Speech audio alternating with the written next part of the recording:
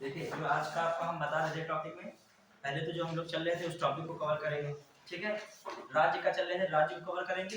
Plus आपसे एक question आज आईएसएफआर वाला जो पूछा जाता है, फॉरेस्ट रिपोर्ट, ये भी करंट का टॉपिक रहता है। जो 2021 की आईएसएफआर रिपोर्ट आई है उसको पढ़ोगे आप, और उसी में आप टाइगर रिपोर्ट को भी पढ़ोगे। टाइगर भी हर 4 साल बाद निकालता है। कितना निकालता है? 4 साल बाद। 2018 में आई थी, अब वो कब आई है? 22 में। तो इस समय वो कौन सी आई है उसके डाटा भी आप दिमाग में रखोगे। क्लियर? प्लस जो है जब हमारा पॉलिटी का आपका लेक्चर आएगा तो हमने एक पीडीएफ बनाई थी, उसको भी हम जो है दिखा रहे हैं इसमें, उसको भी हम कवर करेंगे। ठीक है, ये हमने बनाया था आर्टिकल 1 से लगाकर कितने आर्टिकल तक है? 395 तक। मतलब कम टाइम में जो आप क्या कर लोगे यहाँ पे, कम टाइम में यदि आर्टिकल के माध्यम से इस टॉपिक को समझाते हुए क्या कर जाएंगे हम लोग, बहुत फास्ट बढ़ जाएंगे। लोग बहुत जब कम टाइम आपके पास हो तो क्या करते हैं उस संबंध में, से मान लीजिए हर एक आर्टिकल है और हर आर्टिकल के बारे में कुछ स्पेशली चीजें होती हैं, उनको क्या करते चलेंगे, कवर करते चलेंगे, तो वो चीजें क्या हो जाएंगी, कवर हो जाएंगी। देखिए कितने सब आर्टिकल है, नागरिकता है तो नागरिकता के विषय में जानकारी हो, इसमें तो बहुत डायरेक्ट लिखा है, हम आपको उसके बारे में थोड़ा सा क्या कर देंगे, डिटेल कर देंगे। तो क्या चीजें सब कवर हो चलेंगे। मूल अधिकार है, कोई चीज छूटेगी नहीं आपसे। जैसे 15 है, इसने एलिब्रेट नहीं किया, 15 में चीजें हम लोग क्या कर देंगे, बढ़ा देंगे। मतलब 15 के सब पार्ट है, मान ली 15 का 5 है, 15 का 4 है, 15 का 6 है, वो हम आगे बता देंगे। लेकिन तुमको यहाँ से क्या मिलती चलेगी, जानकारी। अरे अस्पृश्यता का आता है तो उसमें अस्पृश्यता संबंधित जो भी नियम आए हैं, अधिनियम, वो सब हो जाएंगे। तो कहने का मतलब ये भी आपका जो पॉलिटी आएगा तो उसमें ये सब तरीके भी हम क्या कर देंगे, कर देंगे। क्लियर? तो आज भी हम करंट अफेयर पढ़ रहे हैं, तो टाइम कम होता है तो क्या चीजें करें, तो इसको पीडीएफ हमने बार टाइम भी लगा, सब सर्च करना पड़ता है। 1 से कहां तक, 395 तक, ये भी आपको क्या कर दिया जाएगा, कवर। अब आज हम लोग किस पे चल रहे हैं, करंट अफेयर में क्या क्या चीज चल रही थी। हाँ देखिए, अब हम लोग करंट अफेयर में तो क्या कर रहे थे, आप पहले जो है हम लोग देखते हैं करंट अफेयर में।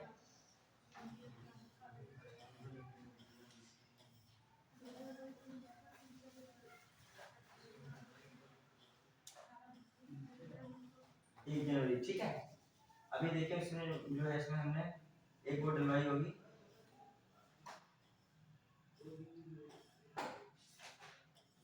दो जनवरी की कौन सी ये पड़ी, 2 जनवरी ये है, 2 जनवरी, 2 जनवरी देखें पढ़ी है कि नहीं। हाँ ये पढ़ी, ठीक है। अभी इसको भी कवर करेंगे।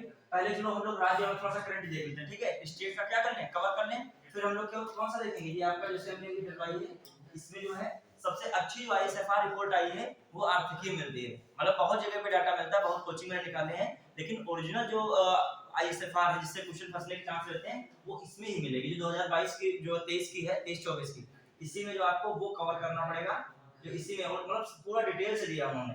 पढ़ा तो हम पढ़े तो कई जगह से आईएसएफआर रिपोर्ट है, लेकिन वो आपकी इतनी डिटेल नहीं है जितना डिटेल हमने इसमें देखा है। ठीक है, इसमें बहुत इंपॉर्टेंट जो है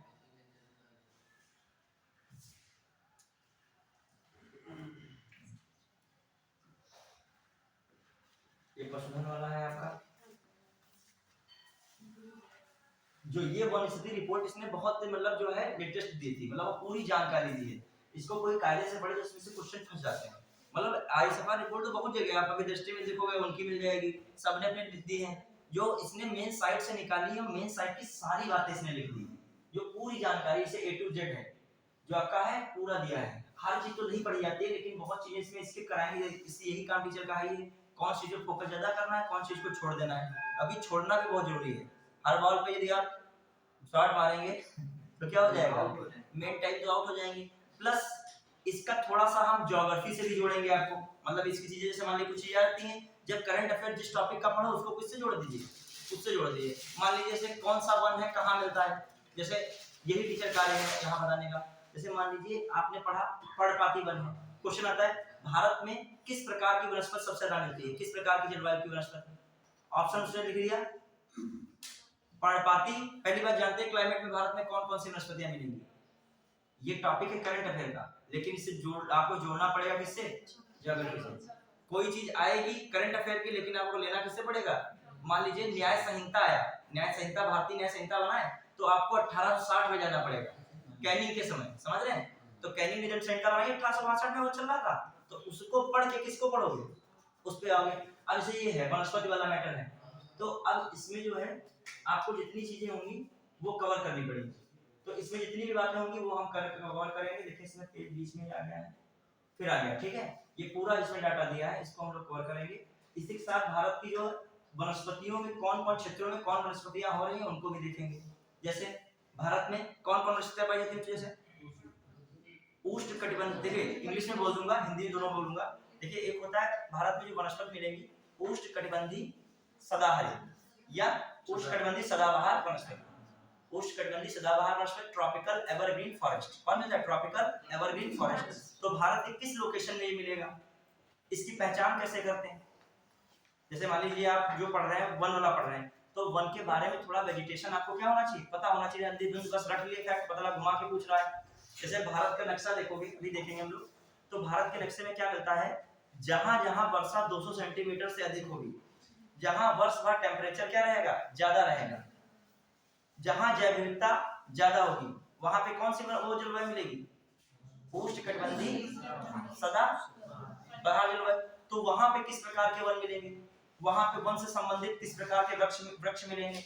जैसे पूछ लेता है महोगनी, रोजवुड, ये नाम दे देगा, रबर, ये किस प्रकार के वनस्पति से जुड़े हैं, क्लियर। अब आपसे यहाँ पे कहेगा मैंग्रोव वन, कहेगा मैंग्रोव वन इंडिया में इतनी इतनी जगह पे इतना % है, तो आपको पता भी होना चाहिए मैंग्रोव वन है क्या, समझ रहे हैं कि नहीं। मैंग्रोव वन वहीं उगते हैं जहां पर क्या होगा, दलदल होगा और समुद्र से मतलब उस क्षेत्र की सीमाएं लगती होंगी, ठीक है, कहने का कोस्टल एरिया में उगेगा और हमेशा विपरीत परिस्थितियों में उगता है, जहां चक्रवात, तूफान, आंधी क्या है ज्यादा आएगा। उसकी जड़ों के बारे में पता होनी चाहिए, जड़ें जो है बाहर की ओर निकल आती हैं एयर लेने के लिए, ऑक्सीजन लेने के लिए, हमेशा चक्रवात और तूफानों को रोकने का कार्य करता है, तटों को रोकने का कार्य करता है, ठीक है। तो मैंग्रोव तब पढ़ोगे यहाँ पर मैंग्रोव कहाँ कहाँ पे है, और हर चीज को याद करने का एक तरीका, इंडिया का मैप अपनी आंखों में सेट करिए, मतलब जो क्षेत्र हो वहां पे इंडिया का मैप से पढ़िए। जैसे मैं कहूँ मैंग्रोव वन गुजरात में, पश्चिम बंगाल में मिलते, तो तुम्हारे दिमाग में गुजरात इधर है, पश्चिम बंगाल इधर है, कुछ शॉर्टकट मैप से बनाओ, शॉर्टकट, क्लियर। चलिए तो हम लोग पहले तो अपना राज्य वाला कवर करेंगे, फिर किस पे आ जाएंगे, इन चीजों पे आ जाएंगे। और यूपी के बारे में पता होना चाहिए, क्योंकि पिछली बार 2023 में पीसीएस में क्वेश्चन आया था इसी आईएसएफआर रिपोर्ट से, ये जान लीजिए ऐसा कोई पीसीएस एग्जाम नहीं हुआ जिसमें एक क्वेश्चन इससे ना आया, जहां देख लीजिएगा 23 में आया था, 22 में आया है, 21 में आया है, और तुम इसको पढ़ के नहीं जा रहे हो, तो शायद तुम्हारी भाग्य अच्छी हो ना है, ठीक है, लेकिन इतनी भी अच्छी नहीं होगी, लगातार आ रहा है, क्योंकि ये आपका एनवायरनमेंट का क्या है, मेन टॉपिक है, और ऐसा टॉपिक है जो ज्योग्राफी को जोड़ता है, प्लस एनवायरनमेंट को जोड़ता है, प्लस किसको जोड़ता है, करंट अफेयर को जोड़ता है। अभी तुम पुराना डाटा पढ़े बैठे हो और बदल चुका है डाटा, क्लियर। तो ये सब चीजें भी अभी कवर की जाएंगी, ये तो प्रश्न गणना हो गई, और वर्ल्ड का भी थोड़ा बहुत देख लोगे, कभी कभी पूछ लेता है वर्ल्ड का भी। अभी मैं कोई एग्जाम दे रहा था, उसमें वर्ल्ड का जो है प्रीवियस ईयर लगा रहा था किसी एग्जाम के ऊपर के, तो वर्ल्ड के बारे में उसने दिया था, मतलब वर्ल्ड का जो है कौन सबसे ज्यादा है, कहाँ वन वगैरह ज्यादा है, बहुत सरल क्वेश्चन था, लेकिन जो पढ़ा नहीं होगा तो हार्ड हो जाता है। चलिए अब हम लोग आ जाए इस पे, सबसे पहले आपका स्टेट वाला चला है, टॉपिक कई सारे हैं, ये जो हो जाएगा तो इसमें थोड़ा बहुत टाइगर वाला भी पता करना पड़ेगा। देखो टाइगर का भी हमने इसमें किया होगा, देखो टाइगर की रिपोर्ट तो बहुत बड़ी है, हम पढ़ी इसमें होगी, टाइगर रिपोर्ट बहुत बड़ी है, इतनी बड़ी है कि इसमें खुलने में टाइम लगेगा 50 MB की है, ये ओरिजिनल साइट से ले ली गई थी, लेकिन मेन डाटा इसके पता होने चाहिए। डाटा में क्या होना चाहिए टाइगर रिपोर्ट में, जैसे एक हमने फोटो ली थी उसमें बहुत इंपॉर्टेंट था, भले वो जो है देखिए इसमें पढ़ी है कि नहीं, हाँ ये ऐसे मान लीजिए है कुछ नहीं, लेकिन जो है इसमें बहुत मेन चीजें तब भी लिख दी हैं, जैसे मान लीजिए संख्या लिख दिया, क्या पहले कितनी थी और वर्तमान में क्या है कितनी, हालांकि इसमें जो है मेन चीजें लिख दी हैं, ठीक है। तो कोई चीजें आप यहाँ से भी देख सकते हो, टाइगर रिपोर्ट में मान लीजिए टाइगर रिपोर्ट पढ़ना है तो 54 जो है आपको क्या पता होनी चाहिए, टाइगर रिजर्व भी पता होनी चाहिए, बट टाइगर रिपोर्ट वाला टाइगर रिपोर्ट थोड़ी है, पता होना चाहिए टाइगर रिपोर्ट आखिर निकालती कौन संस्था है, कितने वर्षों पे निकाली जाती है, टाइगर रिपोर्ट जो निकालने वाली संस्था है कब बनी थी, किसकी सिफारिश पर बनी थी, प्लस कितने जो है टाइगर रिजर्व हैं और कहां कहां किस किस स्टेट में टाइगर रिजर्व वो है, वो सब पता होना चाहिए। जैसे आ जाए मुदुमलाई टाइगर रिजर्व कहां पर है, अभी 54 वाला टाइगर रिजर्व कौन सा बना है करंट अफेयर में था, कहां पे है, उत्तर प्रदेश में कितने टाइगर रिजर्व हैं, कौन कौन, जैसे आपका एक हो गया पीलीभीत, तो इसी रेंज में पड़ेगा पीलीभीत एरिया में, फिर अमनगढ़ टाइगर रिजर्व कहां पड़ता है, ये है कार्बेट से जुड़ा हुआ उस क्षेत्र में, तो बिजनौर साइड में पड़ेगा, कौन साइड में पड़ेगा, पश्चिम यूपी में, ठीक है। फिर आपका कौन टाइगर रिजर्व है? दुधवा टाइगर रिजर्व है, ठीक है। फिर कौन आपका टाइगर रिजर्व आया? कौन है? Ranipur tiger reserve. कहाँ? चित्रकूट में है, वही जो आपका बाला चित्रकूट वाला क्षेत्र, चित्रकूट क्षेत्र में, ठीक है। तो आपको ये सब टाइगर रिजर्व भी पता होना चाहिए। उल्टा पुल्टा आ गया टाइगर रिजर्व, मिलान कर दिया, अपने यूपी का ही नहीं जानते। यहाँ तक कि ये भी पता है कब कौन टाइगर रिजर्व बना है, मतलब जो है ये इस पे भी घुमा क्वेश्चन कर देता है। ये देखो समीक्षा अधिकारी ऐसा पेपर है, कॉन्सेप्ट के साथ साथ फैक्ट बहुत पूछता है। और पीसीएस में जाओगे फैक्ट थोड़ा सा कम हो जाएगा, कॉन्सेप्ट थोड़ा सा बढ़ जाएगा। दोनों का डिफरेंस भी इसमें क्लर्कल जॉब है ना समीक्षा अधिकारी, मतलब अधिकारी तो है, जॉब अच्छी है, लेकिन आपको कौन सा वर्क करना है? ऑफिस वाला, क्लर्क वाला वर्क, मतलब जो है लिखा पढ़ी का वर्क हर टाइम करना है। अभी पॉलिसी मेकिंग वाला काम कम करना है, पॉलिसी मेकिंग ऊपर सचिव लोग बना रहे हैं, सरकार बना रही है। अधिकारी में क्या होता है, पीसीएस के थ्रू जाओगे तो उसमें डिसीजन मेकिंग होता है कि आप विभागाध्यक्ष हो ना अपने विभाग के, तो आप इसीलिए मेंस होता है उसमें कायदे से, जो 4 पेपर मेंस के 2 ऑप्शनल वाला जो अपने में यूपी हो गया, ठीक है। फिर हिंदी निबंध ये सब रहता है। चलिए आइए, जो पहले हम लोग ये अभी हम लोग का जो होना था, जो इसमें सेकंड वाली क्लास, उसमें भी बने टाइम रहे तुम लोग पास, तो सेकंड वाली भी पॉलिटिक कीजिएगा। जो अगर टाइम रहे, शेड्यूल कहीं लगा है तो बात अलग, वरना उसमें भी हम कई चीजें कवर कराएंगे। आज मौका लगा उसमें ही हम जो है आर्टिकल वाली चर्चा करेंगे, क्लियर। और बहुत सारी चीजें जब हम वो भी बताना है हमें, आज राजनीतिक दल वाला टॉपिक आता है, कौन सी नेशनल पार्टी, कौन सी नेशनल पार्टी की शर्तें होती हैं, ये सब चीजें। चलिए अब हम लोग आए स्टेट पे। सबसे पहले जो चल रहा था उसी में पहले स्टार्ट करते हैं। फिर टॉपिक है आधा घंटा, ये हम लोग टाइम लेंगे आधा पौन घंटे का, फिर आधा घंटे के बाद उसके रिपोर्ट पे आ जाएंगे। कब करेंगे?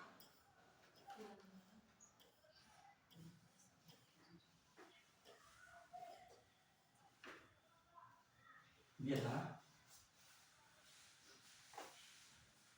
ये सब लोग मंथली वाली ले लेना, ऑनलाइन मंगा लेना। 80 पेज वाली होगी, 80 पेज खत्म कर लेना चाहे जनवरी तक, और फिर 10-11 दिन बचे तो पूरी वार्षिक वाली लेके अर्धवार्षिकांक, घटनासार, या आपके कौन वाले थे ईडीएसटी, शायद घटनासार यूपी वाली आ गई है कि नहीं भी देखना पड़ेगा, वो लास्ट टाइम देते हैं 1 महीना जब बचता है। तो हम लोगों ने कल कौन कौन टॉपिक कर लिए थे इसमें? यूपी पूरा, जितने भी स्टेट थे क्या हो गए थे, सब कवर हो गए थे, ठीक है। आप पूछते भी चलेंगे कहीं कहीं, महिला सारथी जो अभियान था कहाँ शुरू किया गया था? कहाँ से? महिला सारथी अभियान कहाँ शुरू किया गया था बच्चों? अयोध्या से। याद कीजिए, महिलाएं जो उसमें क्या करेंगी, ट्रक जो बस में क्या रहेंगी, ड्राइवर रहेंगी और कंडक्टर रहेंगी। तो उस ग्रुप में प्रमोट किया रहा है, तो ये पूछ सकता है। क्योंकि महिला मिशन कब शुरू किया गया था? महिला शक्ति अभियान जो है, महिला मिशन कब शुरू किया गया था? 2020 में। जो नारी शक्ति मिशन जो 2020 में शुरू किया गया था, तो उसी को एक हिसाब से प्रमोट करने के लिए कौन सा अभियान है? महिला सारथी अभियान जो चला है, ठीक है, अयोध्या में। तो चलिए दिमाग में रखिएगा, अभी कल पढ़ा रहे थे, पहला भारत का नौसेना शौर्य संग्रहालय कहाँ स्थापित हुआ है? लखनऊ में। छोटी चीजें हैं सब। गोरखपुर में दुग्ध एवं दुग्ध उत्पाद परियोजना का लोकार्पण सब पढ़ा चुके थे, ठीक है, ये सब चीजें। और जो उत्तर प्रदेश में महिलाओं की भागीदारी कितनी थी, डाटा ऐसा पूछ सकता है, कितना हो गया? 32.10 करीब, ठीक है। कितने % का जंप लिया है महिलाओं ने इधर 6 साल में भागीदारी में, श्रम शक्ति की भागीदारी में?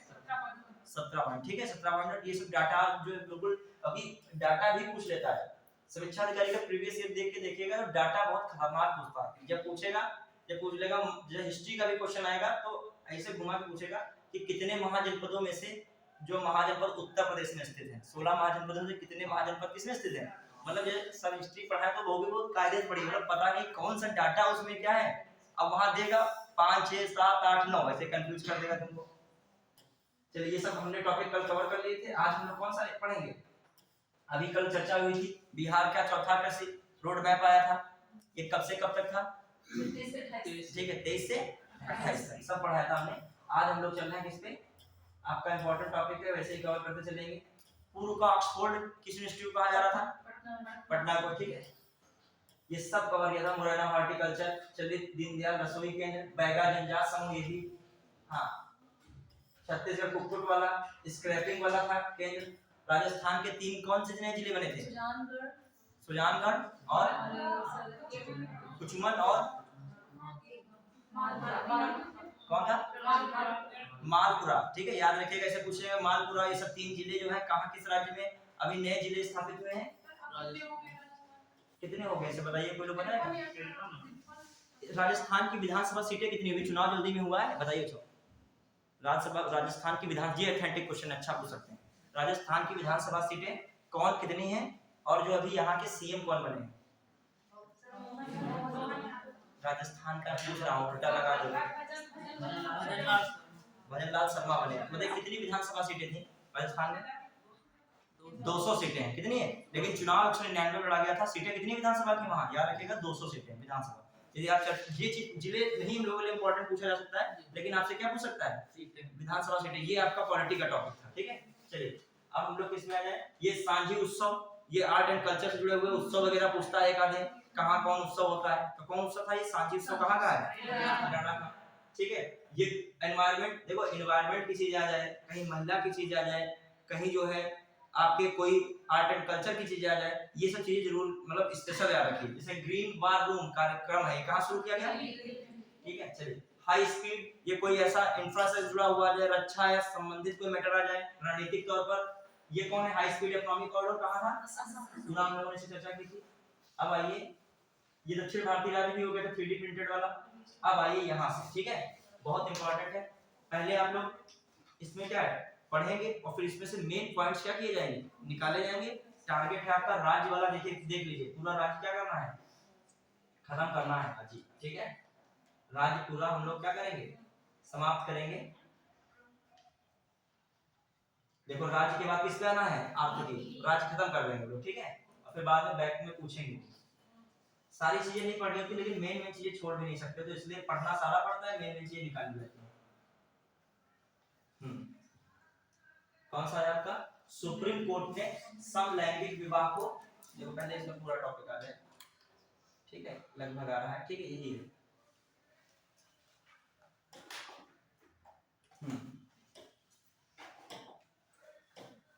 चल रहा है, ठीक। देखिए 17 अक्टूबर 2000 सुप्रीम कोर्ट की 5 सदस्यीय संविधान पीठ ने सुप्रियो चक्रवर्ती व बनाम भारत संघ मामले में निर्णय लेते हुए समलैंगिक विवाह को कानूनी मान्यता देने के लिए विशेष विवाह अधिनियम में संशोधन से इनकार कर दिया। क्लियर?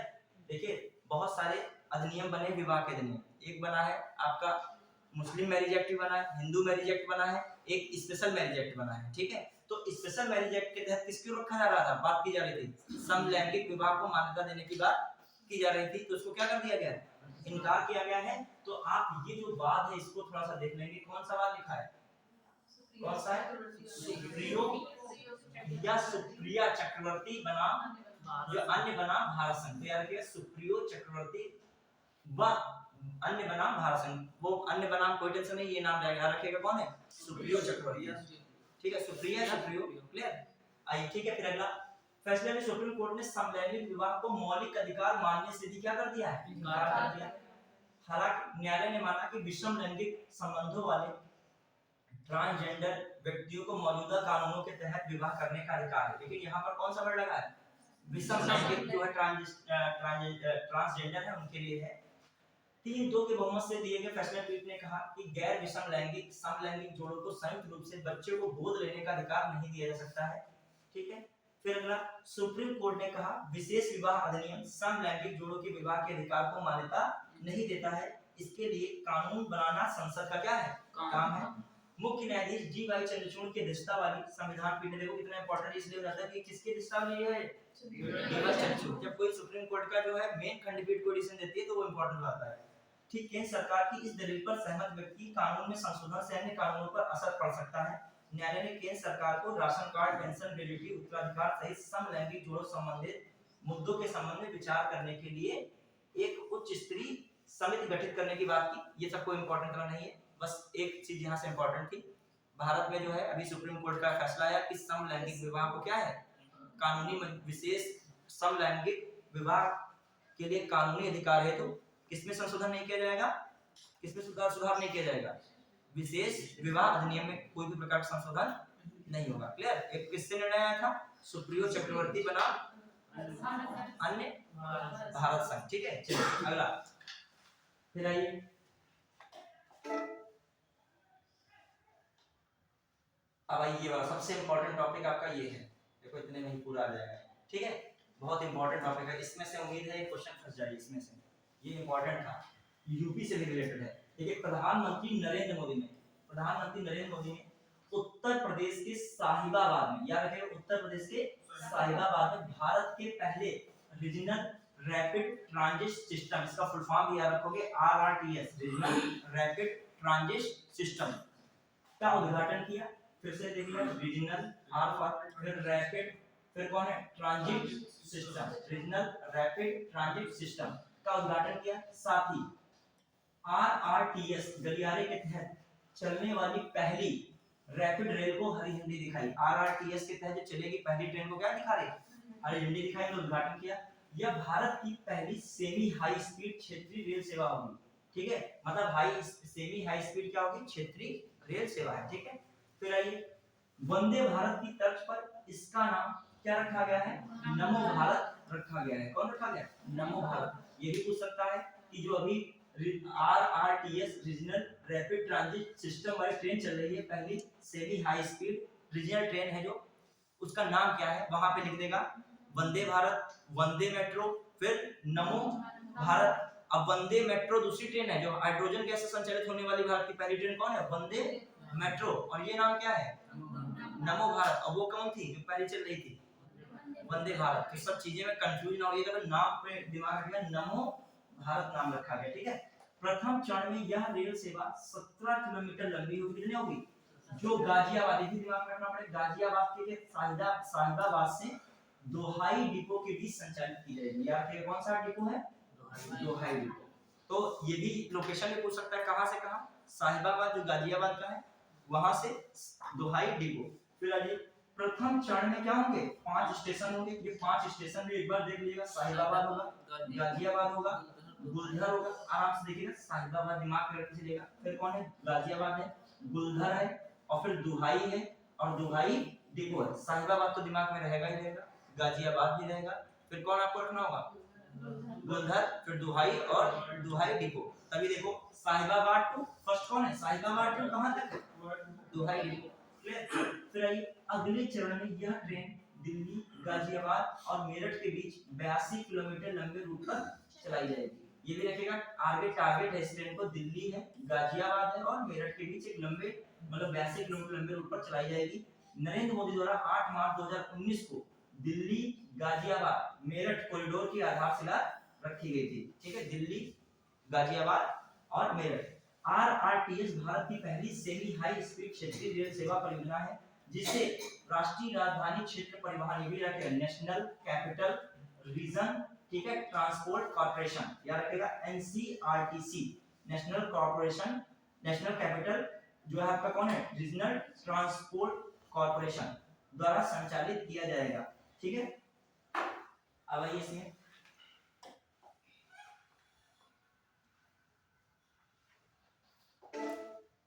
जो हम लोग देखे, फिर क्या है,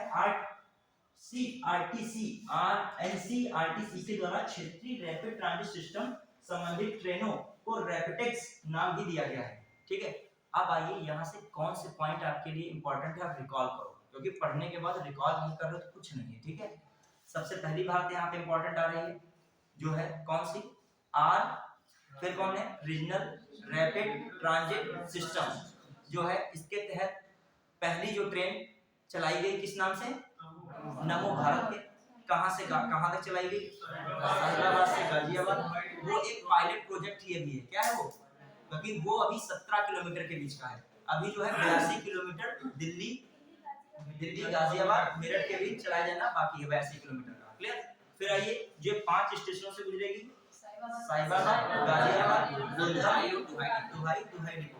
क्लियर, प्लस क्या इंपॉर्टेंट है, इस जो हाई स्पीड जो रीजनल ट्रेन बनी है, जो कि पहली ट्रेन है, इसको तैयार किसने किया, किसके द्वारा संचालित की जाएगी, NCRTC। ठीक है, national capital corporation, national capital regional transport corporation. Clear, और ज्यादातर इसकी ट्रेनों को क्या कहा जाएगा, रैपिडेक्स। ठीक है, ये भी रखेगा, रैपिड्स आ जाएगा। ठीक है, हाँ, तो याद रखेगा ये सब चीजें, बढ़िया क्या। चलिए, ये इसमें से क्वेश्चन आ सकता है, क्योंकि मैंने देखा जब कोई ऐसी चीज चलती है ना तो उससे पूछता है और अंदर की बातें पूछ लेता है, पहला स्टेशन अंतिम स्टेशन। जब मेट्रो चली थी यहाँ पे तो इस पे भी क्वेश्चन आया था कहाँ से कहाँ तक मेट्रो क्या है अपनी लखनऊ की चल रही है, ठीक है। जब तो देखते होगे मेट्रो में तो सब लोग लगभग बैठे होंगे, ठीक है, बैठे हो चलिए चलिए अब आगे बढ़िए। अब जो है नई चीजें चला कर तो इनका इस्तेमाल किया करो, भले रुपए तुम्हारे 10-20 ज्यादा पड़ जाए लेकिन उसको यूज करो। अब मेट्रो में बैठोगे तो ये भी देखो आखिर मेट्रो के बारे में पढ़ना है, आखिर मेट्रो है क्या।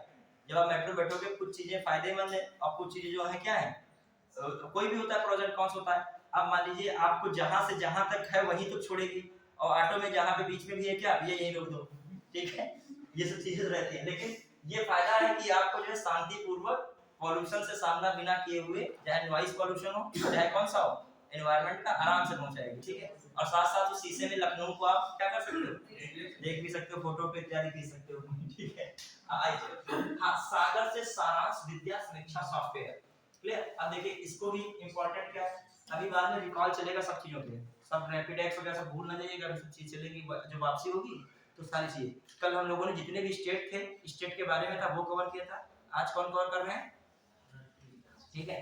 चलो केंद्रीय माध्यमिक शिक्षा बोर्ड, ये इंपॉर्टेंट है, सीबीएसई ने डाटा आधारित, कैसे आधारित, डाटा आधारित निर्णय लेने को प्रोत्साहित करने के लिए विद्या समीक्षा केंद्र के एक हिस्से के रूप में विद्या समीक्षा सॉफ्टवेयर, बहुत इंपॉर्टेंट है, पूछा सकता है, विद्या समीक्षा सॉफ्टवेयर, ठीक है, सागर से सारांश विकसित किया है। विद्या समीक्षा सॉफ्टवेयर सागर से सारांश विकसित किया है, ठीक है, का लक्ष्य निर्णय लेने और शासन में व्यापक सफलता प्राप्त करने के लिए डेटा और प्रौद्योगिकी का लाभ उठाना है। का लक्ष्य क्या है, निर्णय लेने और शासन में व्यापक सफलता प्राप्त करने के लिए डेटा और प्रौद्योगिकी का लाभ उठाना है।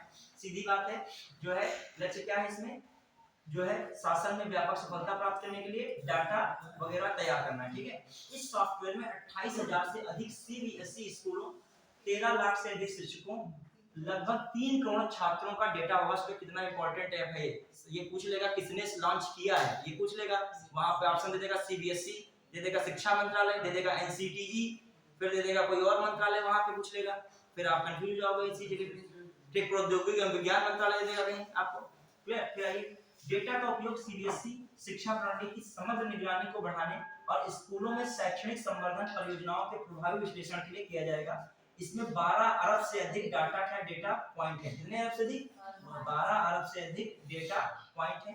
यह सॉफ्टवेयर राष्ट्रीय डिजिटल शिक्षा वास्तुकला के अनुरूप जो है, जिसे वर्ष 2021 में प्रधानमंत्री नरेंद्र मोदी द्वारा शुरू किया गया था। एक और नई चीज दिमाग में रखेगा, ये कौन है, राष्ट्रीय डिजिटल शिक्षा, ठीक है, राष्ट्रीय डिजिटल शिक्षा इसे कब लॉन्च किया गया था नरेंद्र मोदी द्वारा, 2021 में। तो आपसे पूछ सकता है विद्या समीक्षा सॉफ्टवेयर, इसका जो है पूरा टॉपिक क्या है, सागर से सारांश, किस मंत्रालय द्वारा लॉन्च किया गया, सीबीएसई द्वारा।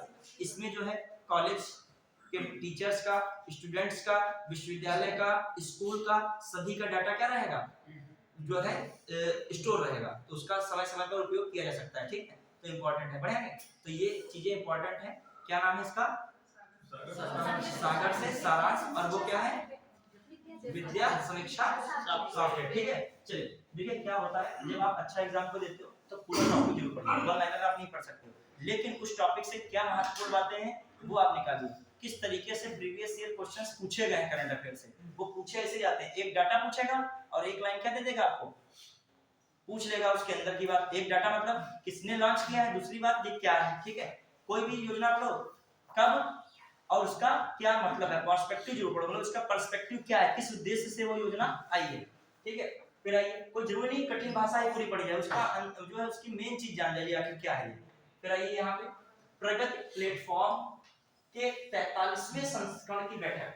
अब देखिए प्रधानमंत्री नरेंद्र मोदी ने 25 अक्टूबर 2023 को प्रगति प्लेटफॉर्म की बैठक में 7 राज्यों में मौजूद लगभग 31,000 करोड़ रुपए की सामूहिक लागत वाली 8 प्रमुख परियोजनाओं की प्रगति की समीक्षा की। अब देखिए प्रगति क्या क्या है, प्रगति प्लेटफॉर्म की बैठक की, उसमें कितने राज्यों को, 7 राज्यों में मौजूद लगभग कितनी परियोजनाएं, 31,000 करोड़ की जो परियोजनाएं, जो लागत सामूहिक लागत वाली कितनी, 8 प्रमुख परियोजनाओं की प्रगति क्या की, समीक्षा की। ऐसे आ जाएगा हाल ही में जो है प्रगति प्लेटफॉर्म के संस्करण की बैठक हुई, संबंधित कोई बातें आ जाएंगी। इसमें क्या हो रहा है, क्या हो रहा है मेन में 7 राज्यों की जो भी 8 योजनाएं हैं उसमें कितना लागत लग रही है 31,000 करोड़, उसकी समीक्षा हो रही है। ठीक है, अब यह परियोजनाओं के समय क्रियान्वयन उनकी प्रगति की समीक्षा के लिए आयोजित प्रगति बैठक की इसकी अध्यक्षता, ऐसे क्वेश्चन कह लेगा हाल ही प्रगति समीक्षा की बैठक हुई जिसकी अध्यक्षता की गई। वहां पे यही कंफ्यूज हो जाओगे, प्रधानमंत्री नहीं पता होगा तो कौन सा, कोई पता कौन सा लगा दो, वित्त मंत्री लगा दो, पता नहीं कौन सा लगा दो। ठीक है, कोई और नाम दे दे प्रगति से जुड़ा हुआ। हाँ, फिर प्रगति केंद्र एवं राज्यों से जुड़ी परियोजनाओं के लिए सक्रिय प्रशासन में समयबद्ध कार्यान्वयन का एक बहुस्तरीय मंच है। प्रगति बैठक में जिन परियोजनाओं की समीक्षा की गई उनमें 4 परियोजनाएं जलापूर्ति एवं सिंचाई से संबंधित हैं, 2 परियोजनाएं किस संबंधित हैं, राष्ट्रीय राजमार्गों कनेक्टिविटी के विस्तार संबंधित हैं, तथा 2 अन्य परियोजनाएं किससे संबंधित हैं, रेल और रेल मेट्रो कनेक्टिविटी। देखिए पूरा समझ पाए कि नहीं।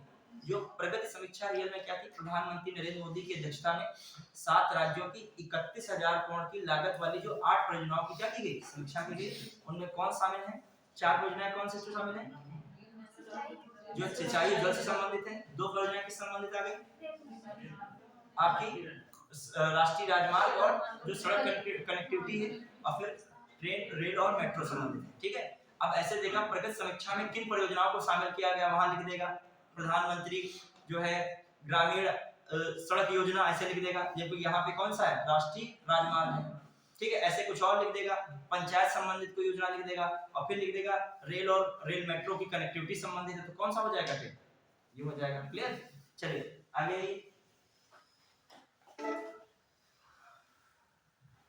अब देखो ये 7 राज्य भी देखना चाहो देख लीजिएगा कौन है, बिहार है, झारखंड है, बिहार हो गया, बिहार से अलग कौन राज्य था, झारखंड। फिर कौन है आपका, हरियाणा है, हरियाणा लेकिन पंजाब नहीं है। ठीक, हरियाणा के पश्चिम में चलो कौन है, गुजरात है। फिर कौन है, महाराष्ट्र है। और फिर पूर्व में आ जाइए कौन है, देखिए बिहार, झारखंड, उड़ीसा, पश्चिम बंगाल। अब मैप में सेट करो, इन चीजों को मैप में ले लीजिए। जब आप मैप पढ़ते हो तो आपका बिहार मिलता है, बिहार के नीचे कौन, झारखंड है। जैसे ही झारखंड बिहार के आगे बढ़े कौन सा राज्य मिलता है, पश्चिम बंगाल। पश्चिम बंगाल से नीचे थोड़ा सा आगे तटीय रेखा कौन सी मिलती है, उड़ीसा। और इधर साइड में आपका कौन है, पश्चिम में आ गए, पूर्व चल रहे थे, पश्चिम में आ गए हरियाणा है, हरियाणा के बाद कौन है, गुजरात है, फिर कौन है, महाराष्ट्र। कुछ ऐसे याद रखा, कुछ पश्चिम के राज्य थे, कुछ कहाँ के थे, पूर्व के। कुछ ना दिमाग कुछ ना कुछ भिड़ा ले जाओगे, अलजबरा पढ़ोगे तो जान जाओगे कोई दक्षिण का राज्य आ जाएगा, तमिलनाडु इसमें शामिल था, कर्नाटक शामिल था, आंध्र प्रदेश शामिल था, इसका मतलब वो नहीं, नॉर्थ ईस्ट का कोई मिला, भी नहीं मिला। क्लियर, समझ पा रहे हो नहीं, बढ़िया। फिर आइए प्रगति बैठक में 43वें संस्करण, ये भी याद रखिएगा प्रगति बैठक का कौन सा संस्करण की बैठक हुई है, 43वें। ठीक है, कुल 17.36 लाख करोड़ रुपए की लागत वाली 348 परियोजनाओं की समीक्षा की गई है। ठीक है, 43वें संस्करण तक, मतलब कह रहा है तक, मतलब अभी तक कितनी की गई है, पूरी कितनी परियोजना है, 17.36 लाख करोड़ की। ये इतना नहीं पूछेगा आपसे, करंट वाला पूछेगा। आइए, हाँ, राष्ट्रीय हल्दी बोर्ड की स्थापना, ये भी पढ़ लीजिएगा, देखिए क्या इंपॉर्टेंट है इसमें। हल्दी बताइए किसमें आता है, रूट में आता है कि स्टेम में आता है, तने में आता है, स्टेम में आता है। और इसके स्टेम को क्या नाम से जाना जाता है,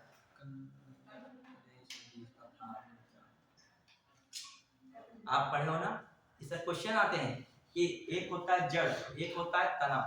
तो जड़ वाले होते हैं, और दोनों आपको लगेगा जड़ में ही होता है, नहीं होता, ठीक है, तभी ये पूछता भी है। तो एक जड़ वाले कौन होते हैं, जितने आप सैलेड में यूज करते हैं वो जड़ वाले हैं, जैसे मूली है, गाजर है, सलजम है, ये सब किसमें आ रहे हैं, ठीक है। अभी सुनिएगा, कंफ्यूज जाओगे, मैं जो बोल रहा हूं पहले कंफ्यूज ना होइएगा। जो मूली है, गाजर है, सलजम है, जो है ये सब किसमें आ रहे हैं, जड़ में।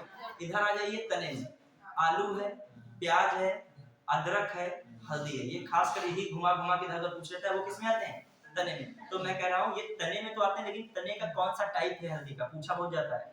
राइजोम, या से कहते हैं प्रकंद, हिंदी में क्या कहते हो, प्रकंद कहते हैं। जैसे आलू को क्या कहते हो, कंद कहते हो, सबके नाम होते हैं, ठीक है, अलग अलग।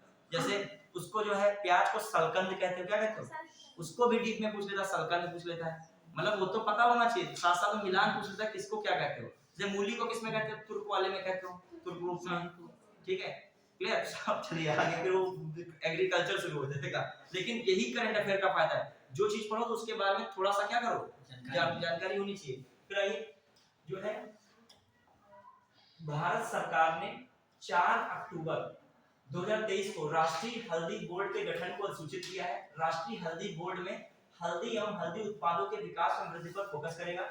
राष्ट्रीय हल्दी बोर्ड हल्दी से संबंधित मामलों में नेतृत्व प्रदान करेगा, ठीक है, मजबूत बनाएगा। हल्दी क्षेत्र के विकास और वृद्धि में मसाला बोर्ड अन्य सरकारी से कोई इतना इंपॉर्टेंट नहीं। राष्ट्रीय हल्दी बोर्ड हल्दी के बारे में जागरूकता, ठीक है, हल्दी हल्दी हो रहा है चारों तरफ, ठीक, नए उत्पादों में अनुसंधान और विकास को बढ़ावा देगा। भारत विश्व में, ये इंपॉर्टेंट बात है, ठीक है, भारत विश्व में हल्दी का सबसे बड़ा क्या है, उत्पादक भी है, खाते भी बहुत ज्यादा हो, कंज्यूमर भी हो, और क्या सबसे ज्यादा निर्यातक भी हो, मतलब हल्दी सबको आप दे रहे हो, ठीक है। हाँ, फिर आइए 2022-23 में 11.61 लाख टन वैश्विक हल्दी का 75% से अधिक, मतलब कितना, 2022-23 में 11.61 लाख टन के उत्पादन के साथ भारत 3.2 लाख हेक्टेयर क्षेत्र में हल्दी की खेती की गई है। तो यहाँ से डाटा याद रख सकते हो, कितना है, 11.61 लाख टन, क्लियर। फिर आइए, भारत में हल्दी की 30 से अधिक इसमें देश के 20 से अधिक राज्यों में उगाई जाती है, ठीक है। ये भी देख लिया कौन हल्दी उत्पादक में है, दिमाग में रखिएगा, सब क्वेश्चन आ जाते हैं, ठीक है। हाँ, फिर हल्दी के सबसे बड़े उत्पादक राज्य कौन है, महाराष्ट्र है, फिर तेलंगाना है, कर्नाटक है, और कौन है, तमिलनाडु है। तो याद रखिएगा, महाराष्ट्र है, फिर कौन है, तेलंगाना, फिर कर्नाटक और तमिलनाडु, ठीक है। हल्दी के विश्व व्यापार में भारत की हिस्सेदारी कितनी है, 62%। 2022-23 के दौरान 380 से अधिक निर्यातकों द्वारा 207.45 मिलियन, इतना कोई मतलब नहीं, इतना डाटा जरूरत नहीं। भारतीय हल्दी के लिए प्रमुख निर्यात बाजार कौन है, भारत सबसे कहां देश है, बांग्लादेश, संयुक्त अरब अमीरात, और कौन, यूएई, और कौन है आपका, अमेरिका और मलेशिया। मलेशिया की प्रमुख जनजाति बहुत पूछी जाती है, कौन सी, कोई बताएगा? मलेशिया किस लिए फेमस है? रबड़ के लिए कौन फेमस है? मलेशिया। तो एक इसकी जनजाति बहुत पूछी जाती है मलेशिया की, सेमांग। कौन पूछी जाती है? अक्सर मिलान आता है, सेमांग का मिलान किसके सामने आता है, किसी और देश लिख देता है, ब्राजील वगैरह, ठीक है। चलिए अब आइए लोग देखते हैं क्या आपका इंपॉर्टेंट है। देखो क्या क्या हम लोगों ने पढ़ा है इसमें। हल्दी में राष्ट्रीय हल्दी बोर्ड का गठन किया गया, क्वेश्चन आ जाए, हाल ही में जो है एक मसाला के बोर्ड का गठन किया गया, वहां पे सारे मसाला लिख दे, ये मसाला बोर्ड, ये मसाला बोर्ड, और तुमको कौन लिख दे, तुमको बताना हल्दी जो कौन सा बोर्ड बना है, राष्ट्रीय हल्दी बोर्ड। क्वेश्चन आ जाए, फिर पहला लिखा जाए, हाल ही में राष्ट्रीय सरकार द्वारा राष्ट्रीय हल्दी बोर्ड का गठन किया गया। पहली लाइन तो बड़ी अच्छी लगी तुम लोगों को, शांतिपूर्वक लगी। फिर कहा, दूसरी लाइन में लिखा, भारत हल्दी के उत्पादन, उपभोक्ता तथा निर्यात में प्रथम स्थान रखता है। ये बात सही है कि नहीं? फिर वहां पे द्वितीय मान लीजिए रख दिया, आपका प्रथम पता तो कर देंगे। फिर तीसरा स्थान लिखे, हल्दी के उत्पादन में महाराष्ट्र, बंगाल, उत्तर प्रदेश, बिहार शीर्ष राज्य हैं, या शीर्ष राज्यों में आते हैं। ये बात गलत हो गई, तुरंत वहां पकड़ लेते, महाराष्ट्र तो सही था, लेकिन उसके बाद तेलंगाना, कर्नाटक और क्या होना चाहिए, तमिलनाडु, ठीक है, याद रखिएगा। इसका मतलब देखो, वेस्ट और साउथ में हल्दी है, मतलब आपके नॉर्थ और नॉर्थ ईस्ट और वेस्ट में हल्दी ज्यादा नहीं है, मतलब एक वेस्ट का मिल रहा है आपको, कौन सा, महाराष्ट्र के, बाकी सब आपके कहाँ के हैं, साउथ, क्लियर। हल्दी का भी अपना एक अलग उपयोग है। हल्दी पे तो एक त्योहार ही पूरा होता है, रस्में हो गई हल्दी वाली, हो गई कि नहीं? हल्दी की वैल्यू समझ ली कितनी ज्यादा है। तो ये हल्दी का ये सब क्यों किया जा रहा है, इससे किसानों को फायदा होगा, जो इधर के वेस्ट के होंगे, नॉर्थ साउथ के होंगे, जब यहाँ से निर्यात ज्यादा होगा तो हल्दी के प्रति उनका इंटरेस्ट रहेगा, तो हल्दी को एक अच्छी फसल के रूप में उगाएंगे, फायदा पाएंगे। गांधीनगर के कलोल में इफ्को के नैनो डीएपी संयंत्र का शुभारंभ। कलोल ही कभी कभी पूछ लिया जाता है, ये प्रसिद्ध है कलोल, क्रूड ऑयल वगैरह के लिए भी प्रसिद्ध है, क्रूड ऑयल वगैरह के लिए कौन फेमस है, कलोल। तो मिलान आता है, कलोल का संबंध तमिलनाडु लिख देगा, वहां पे किसके लगाना पड़ेगा, ठीक है। फिर आइए, ये क्या है, इफ्को के नैनो डीएपी से संबंधित देखिए क्या है इंपॉर्टेंट इसमें। केंद्रीय गृह एवं सहकारिता मंत्री अमित शाह ने गुजरात के गांधीनगर जिले के कलोल में इफ्को के नैनो डीएपी संयंत्र का लोकार्पण किया है। इफ्को की कलोल इकाई ग्रीन टेक्नोलॉजी आधारित नैनो डीएपी लगभग 42 लाख बोतल का उत्पादन करेगी, किसानों को लाभ होगा। इस प्लांट से रोजाना 500, इतना आपको डिटेल नहीं पढ़ना है। भारत में देश के 384 लाख टन उर्वरक का उत्पादन होता है, ये इंपॉर्टेंट है। भारत में कितना उर्वरक का उत्पादन होता है, 384 लाख टन उर्वरक का। इसमें सहकारी समितियों लगभग 132 लाख उत्पादन करती हैं, अकेले इसको कितना कर रही है। तो क्वेश्चन आ जाए कि उर्वरक उत्पादन में सबसे शीर्ष कंपनी कौन है, तो वहां पे किसको लगाओगे, इफ्को को। सोचो अकेले कितना कर रही है, 384 लाख टन में 90 लाख टन, क्लियर। फिर आ जाइए आपका, अब ये मार्क क्वेश्चन आ सकता है ऐसे, जो है तरल अच्छा ठीक है। हाँ ये क्या है आपका नैनो डीएपी। हाल ही में नैनो डीएपी का प्लांट कहाँ पे लगाया गया है? तो वहाँ ऑप्शन आ जाएगा गुजरात में गांधीनगर आ गया, अहमदाबाद आ गया, बड़ौदा आ गया, सूरत आ गया। किसको लगाओगे? गांधीनगर। फिर आ गया उसके अंदर का लोकेशन कलोल आ गया, अंकलेश्वर आ गया, आपका मुंबई हाई आ गया, फिर कहीं नून माटी आ गया। कुछ ऐसे ऑप्शन दे दिए तो कौन लगाओगे? कलोल। क्लियर? कौन कंपनी लगा रही है? इफको। कितना उत्पादन होता है उर्वरक का पूरे इंडिया में? लगभग 384 लाख टन। इसमें सबसे ज्यादा कौन कर रहा है? इफको। और ये किसके द्वारा प्लांट लगाया गया? इफको द्वारा। उद्घाटन किसने किया है? ये भी यार उद्घाटन भी थोड़ी बहुत चीजें दिमाग में रखे, कभी कोई उद्घाटन में पूछ लेता है और खासकर जो उल्टा पुल्टा उद्घाटन जरूर पूछता है। क्यों उद्घाटन कर रहे हैं? क्योंकि सहकारिता का इसमें योगदान क्या है? ज्यादा है। और सहकारिता मंत्री कौन है? चलिए आइए अगला। जब आप घर में भी करंट पढ़ो तो करंट को इत्मीनान से टाइम लो, स्पीड भी रखो, लेकिन हर चीज को पढ़ो भी। ये नहीं है स्पीड रखने के लिए छोड़ते ही जा रहे हो।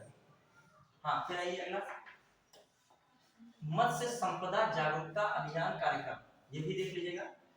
भारत सरकार के मत्स्य पशुपालन एवं डेयरी मंत्रालय के मत्स्य पालन विभाग के अंतर्गत national institute of fisheries post harvest technology and training ने 23 अक्टूबर को कोची में मत्स्य संपदा जागृति अभियान पर एक कार्यशाला का आयोजन किया।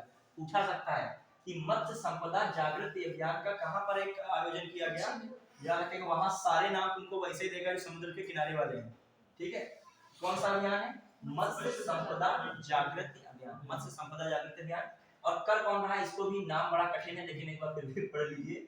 National institute of fisheries, national institute of fisheries इतना तो याद ही रहेगा।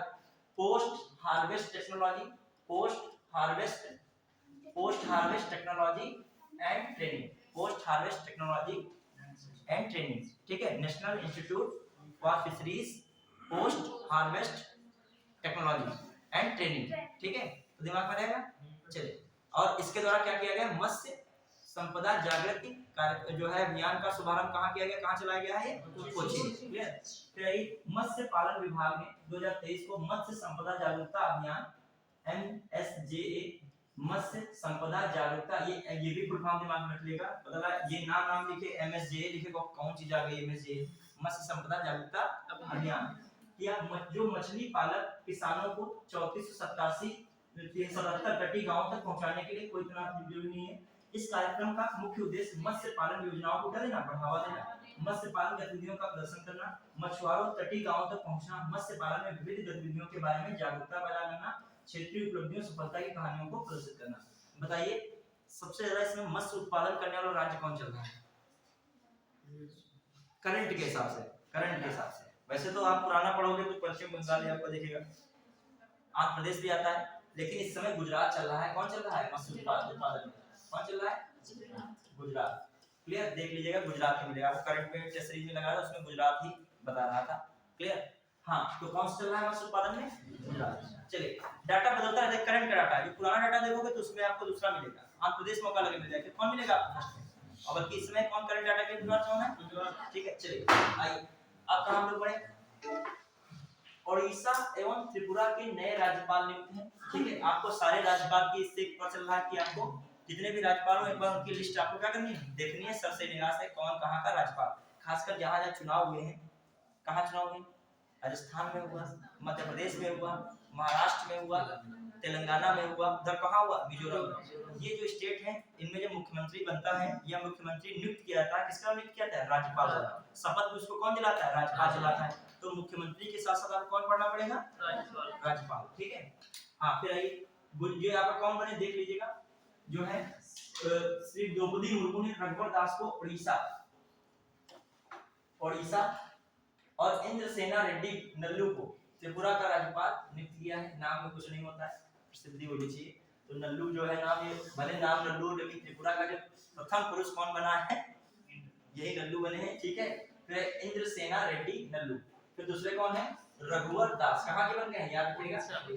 ठीक है, देखो राज्यपाल एक संवैधानिक पद है। जैसे केंद्र सरकार में जो है सबसे सर्वोच्च जो पद आधिकारिक तौर पर दिया जाता है संवैधानिक प्रमुख के रूप में राष्ट्रपति को मिलता है। राज्य का संवैधानिक प्रमुख कौन होता है? राज्यपाल। ये भी संविधान में प्रावधान किया गया है कि एक राज्यपाल 2 या 2 से अधिक राज्यों का हो सकता है। ठीक है, इसकी नियुक्ति कौन करता है? राष्ट्रपति करता है। क्लियर? इसकी नियुक्ति राष्ट्रपति के प्लीजर पे होती है। रियलिटी देखा जाए, राष्ट्रपति द्वारा जो है राज्यपाल को हटाने का कोई संविधान में प्रावधान ही नहीं दिया गया है, बल्कि राज्यपाल पर प्रेशर बना के उनसे क्या ले लिया जाता है, इस्तीफा ले लिया जाता है। ठीक है, जब सरकारें बदलती हैं तो ज्यादातर बहुत बार ऐसा हुआ है भारत की राजनीति में कि राज्यपालों से क्या ले लिया गया है, क्योंकि राज्यपाल सरकार के एक हिसाब से क्या होते हैं, एजेंट के तौर पे होते हैं, और केंद्र सरकार ही नियुक्त करती है। केंद्र सरकार ही नहीं रही, उनका तो टाइम पीरियड 5 साल का तो है ही राज्यपाल का, लगभग कितने साल रहता है, 5 साल, तो इस्तीफा वाली व्यवस्था है, लेकिन हटाने को ऐसा प्रावधान नहीं है। ठीक है, आइए अगला क्या है मैडम,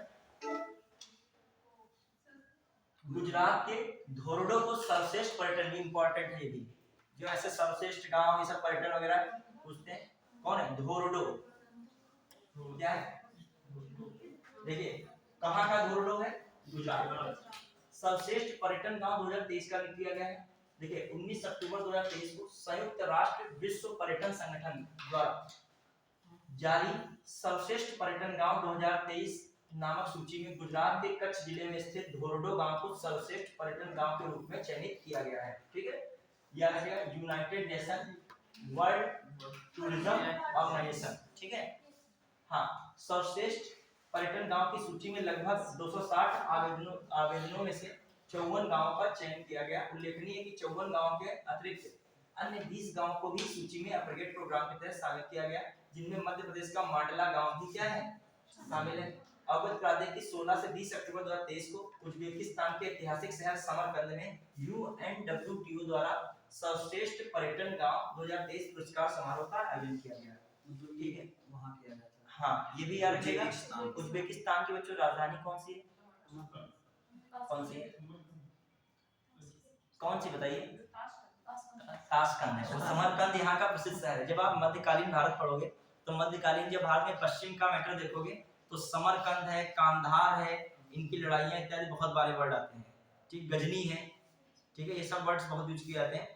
और देखिए जो हम लोग इसको देखें उज्बेकिस्तान के बारे में, तो कौन सी एक ऐसी जो है ऐसा सागर है जो दोनों की सीमाओं पड़ता है, उज्बेकिस्तान और कजाकिस्तान में, कौन सा सागर है वर्ल्ड ज्योग्राफी के अकॉर्डिंग,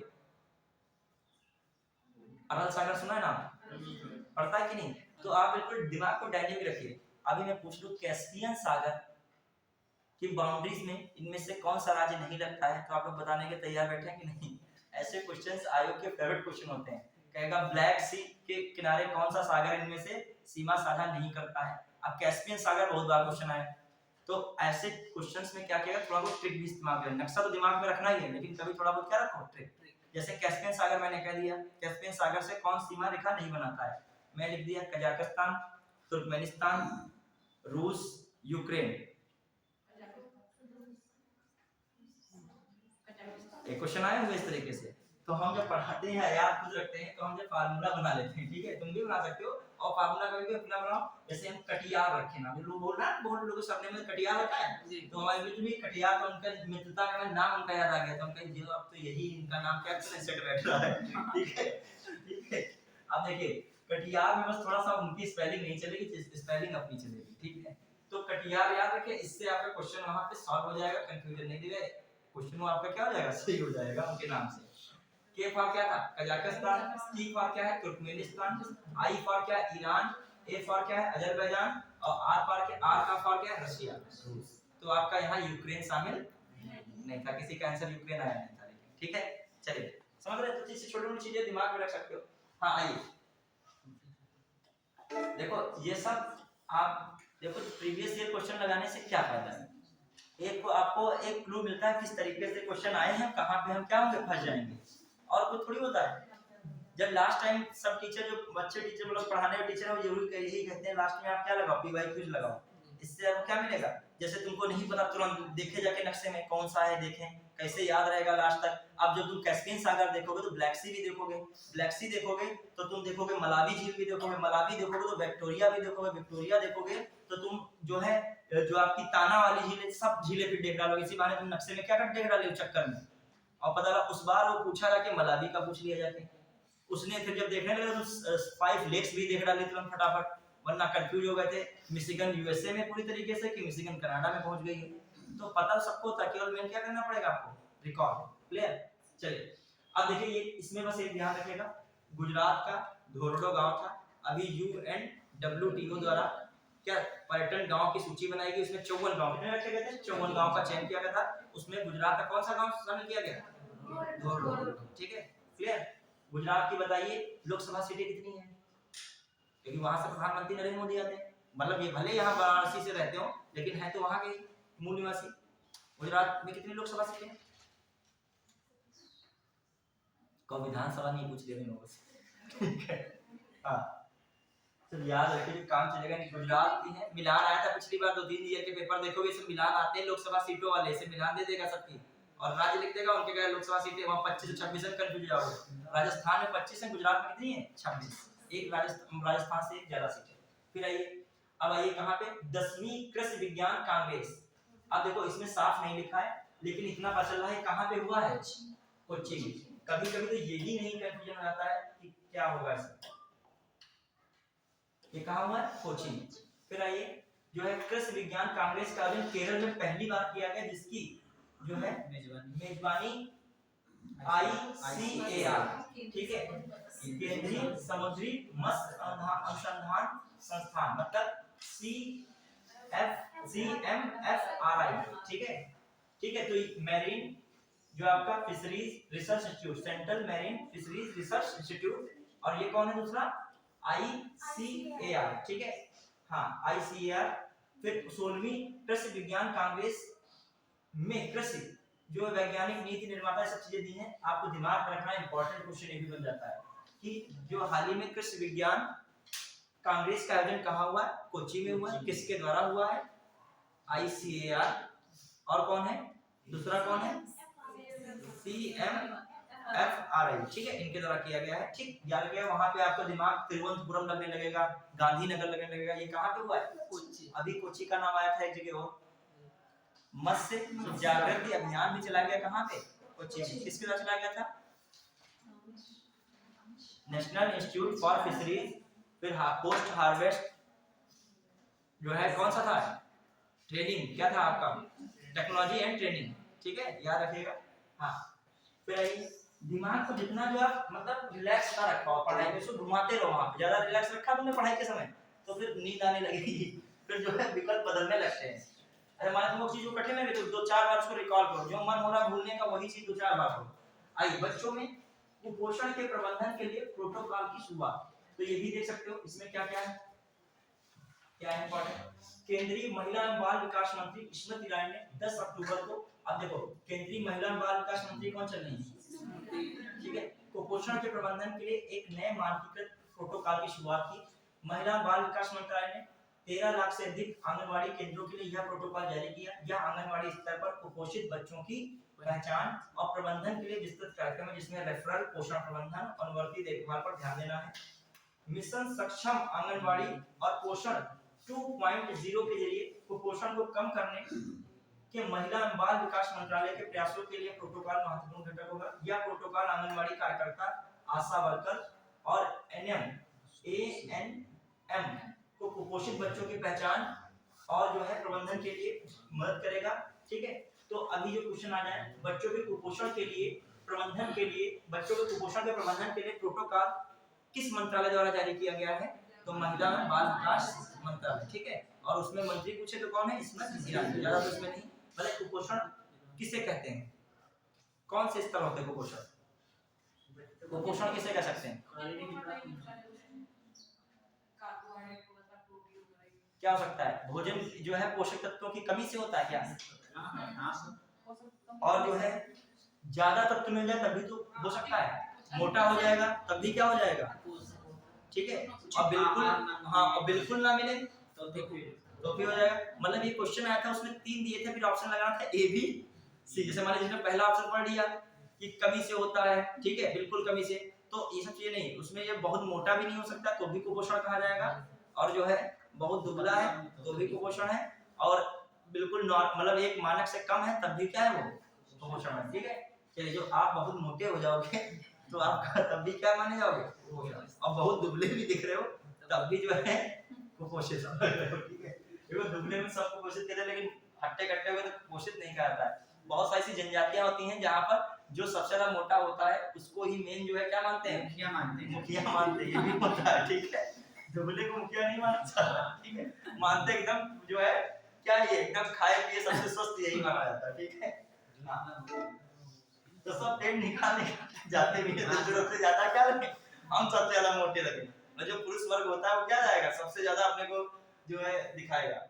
हाँ कहाँ पे हम लोग पहुंचे, ये आपका कौन है, यहाँ पे क्लियर थोड़ा सा नहीं आया है, यही पे सर किसी को अच्छा ये वाला जो है क्या लिखा है इन्होंने, कौन सी परिक्रमा दूर से दिख रहा होगा साहब, सागर परिक्रमा, क्या लिखा सागर लिखा है, 10वां चरण आयोजित है, ठीक है, परसोत्तम रूपाला। चलिए इसको छोड़ देते हैं इतना भी। हाँ, रक्षा क्षेत्र में आत्मनिर्भर के लिए 5वीं सकारात्मक स्वदेशीकरण सूची जारी हुई है। रक्षा मंत्री राजनाथ सिंह है, इसमें क्या जो नई दिल्ली में नौसेना के जो है उन्होंने क्या लिखा है, नौसेना के चलो ये हटा दो, स्वदेशी कार्यक्रम स्वावलंबन 2.0 शुरू किया गया, ये याद रखिएगा, स्वावलंबन 2.0 महिलाओं संबंधित नहीं है, किससे संबंधित है, रक्षा से संबंधित है, ठीक है, रक्षा मंत्री कर रहे हैं। कार्यक्रम में स्वदेशी रक्षा विनिर्माण को बढ़ावा देने के लिए 5वीं सकारात्मक स्वदेशीकरण सूची की घोषणा की गई है। तो सकारात्मक स्वदेशीकरण सूची में, ठीक है, जो है 98 आइटम शामिल करके उनके आयात पर प्रतिबंध लगाया गया है। इस सूची में अत्यधिक जटिल सिस्टम सेंसर ये सब बातें की गई हैं। इन सभी वस्तुओं को अलग अलग समय सीमा में स्वदेशी से खरीदा जाएगा। तो याद रखेगा स्वावलंबन 2.0 मतलब स्वदेशी हथियारों का निर्माण क्या किया जाए, अपने ही यहाँ किया जाए, इसके लिए कौन सा चलाया गया है, स्वावलंबन 2.0, क्लियर। जो हम लोग हथियार आयात कर रहे थे कुछ, तो उनके हथियारों का क्या जाए, आयात पे रुका जाए, क्योंकि हम लोग उसका क्या करेंगे, स्वयं उत्पादन करेंगे। अरे भारत ब्रह्मोस मिसाइल बनाया, तो ब्रह्मोस मिसाइल को भारत चाहता है कहाँ बेचे, वियतनाम वगैरह में क्या करें। अभी सिपरी की रिपोर्ट आई थी, तो उसमें भारत जो है विश्व का सबसे बड़ा हथियार आयातक देश लगातार बनता आ रहा है, इस बार भी है, ठीक है। सऊदी अरब वगैरह सेकंड पे आते हैं, कौन भारत किस पे आ रहा है, फर्स्ट पे, ठीक। चलिए JKDFP विविध रूप संगठन घोषित है। भारत सरकार ने जम्मू कश्मीर, देखो याद रखिएगा क्वेश्चन आ जाएगा आपके इंडियन सिक्योरिटी पे, सिक्योरिटी भी आपका रहता है, तो सिक्योरिटी से जुड़ा हुआ ये कभी भी संगठन आतंकवादी होते हैं, उनको पूछ लेता है कौन हाल ही में इस संगठन को घोषित किया गया, क्या है, तो ये आपका JKDFP याद रखिएगा विरुद्ध संगठन घोषित हुआ। क्वेश्चन आ जाए हाल ही में जम्मू कश्मीर का कौन सा संगठन विरुद्ध घोषित किया गया है, कौन है, JKDFP Jammu Kashmir democratic freedom party, ठीक है, Jammu Kashmir democratic freedom party को विरुद्ध क्रियाकलाप अधिनियम जो आपका याद रखा UAPA unlawful activities from prevention act, ठीक है, याद रखिएगा 1967 की धारा के अंतर्गत एक विरुद्ध जो है संगठन घोषित कर दिया गया है। Jammu Kashmir democratic freedom party 1998 से राष्ट्रविरोधी गतिविधियों से लिप्त रही है। JKDFP के सदस्यों ने भारत में सदैव अलगाव तथा आतंकवादी कृत्यों को अंजाम दे बढ़ावा दिया है, ठीक है। 23 अक्टूबर 2023 को जम्मू कश्मीर में गैर कानूनी विधियां निवारण न्यायाधिकरण का गठन किया गया है। यह Jammu Kashmir democratic freedom party को गैर कानूनी घोषित करने के लिए विषय पर निर्णय लेगा। Jammu Kashmir democratic freedom party के सदस्य लोगों को भड़काकर कश्मीर को एक अलग इस्लामी देश बनाना चाहते थे, तो सिंपल है, याद रखिएगा ये JKDFP Jammu Kashmir democratic front party को क्या कर दिया गया है, विरुद्ध जो है पार्टी घोषित कर दिया गया है। साथ साथ इसको किसके द्वारा किया गया है, किसके अधिनियम के तहत किया गया है, UAPA 1967 भारत में, हाँ भारतीय अब धारा 1 है, 3 का 1, इतना अब धारा नहीं भी हो पाएगा कोई बात नहीं, ये रखे UAPA 1967 एक्ट, ये याद रखेगा। जब क्वेश्चन आ जाएगा इस एक्ट के तहत भारत में आतंकवादी गतिविधियों को रोकथाम के लिए भारत की सबसे मेन एजेंसी कौन है, NIA, कौन है, नेशनल इन्वेस्टिगेशन एजेंसी। बताइए इसकी स्थापना किस अधिनियम के द्वारा हुई थी, NIA एक्ट 2008, कब आया था, NIA एक्ट 2008, और इसका जो चीफ वगैरह नियुक्त किया था कौन नियुक्त करता है, वहां राष्ट्रपति करता है, क्लियर। NIA क्या रखेगा, कौन सा अधिनियम, 2008, क्लियर। और UAPA का जब किसी को आतंकवादी घोषित करना तो कौन सा लगता है, UAPA 1967, ये भी रखेगा। हाँ अब आइए अगला, इस संगठन के विरुद्ध UAPA 1967, IPC 1860, आर्म्स 1959। अब देखो रणवीर दंड संहिता अब तो नहीं है, पहले रणवीर दंड संहिता होती थी। रणवीर दंड संहिता कहाँ की थी, जम्मू कश्मीर में, ठीक है। विभिन्न धाराओं में 2019 में जम्मू कश्मीर राज्य को आधिकारिक तौर पर 2 केंद्र शासित प्रदेश में विभाजित किए जाने के बाद देखो हट भी गया, रणवीर दंड संहिता के सभी प्रावधानों को भारतीय दंड संहिता से क्या कर दिया गया, स्थापित कर दिया गया। ठीक है, रक्षा लेखा विभाग के 276वें वार्षिक दिवस समारोह।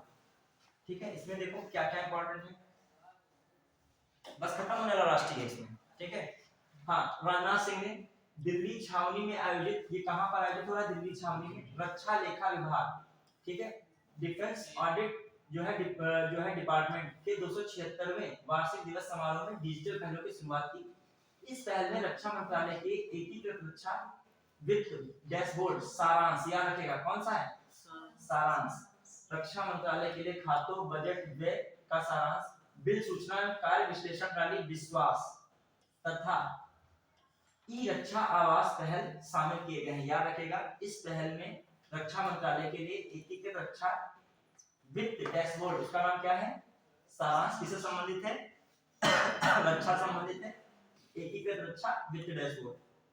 फिर जो है बिल सूचना कार्य विश्लेषण के लिए कौन है, विश्वास, और ई रक्षा आवास पहल शामिल किए गए हैं।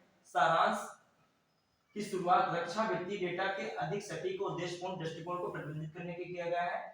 ठीक है, विश्वास एक डैशबोर्ड के रूप में काम करेगा, प्रमुख प्रदर्शन संकेत के पद सहित बिल प्रबंधन की संपूर्ण प्रक्रिया, प्रवाह की निगरानी विश्लेषण। ई रक्षा आवास एक केंद्रीकृत तो व्यापक सॉफ्टवेयर पैकेज है जिसे रक्षा सेवाओं के भीतर किराए पर लेने योग्य भवनों के लिए समय पर किराया और संबद्ध शुल्कों की त्वरित छूट की सुविधा प्रदान करने के लिए विकसित किया गया है। तो ये पहली बात यही याद रखो, जो आपका सारांश रहा, विश्वास रहा, ई रक्षा तो नामी रक्षा संबंधित है, ये किससे संबंधित, रक्षा से संबंधित है।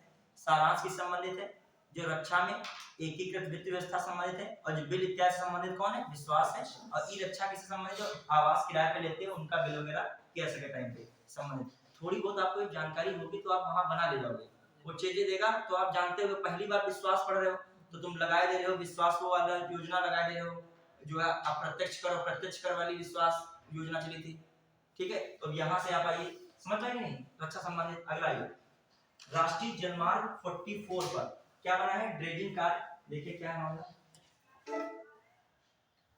यहाँ पे देखिए, ये भी पूरा निपटा दीजिए अच्छे से।